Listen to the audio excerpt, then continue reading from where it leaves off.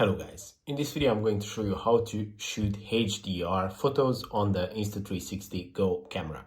So to do that, it's quite simple. You just have to turn on the camera and then go to the home page. And on the home page, you have to swipe to any direction actually, but you have to swipe from the middle of the screen. And this way you can change camera modes, and the HDR photo is going to be right next to the photo mode to the left. And this is how you can do it, but it says that you have to keep the camera still while shooting when you are in this mode.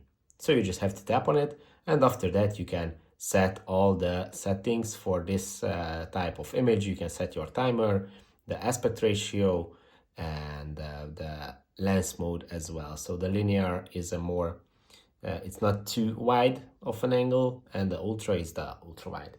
So that's pretty much it for this video. Don't forget to subscribe and see you in the next one.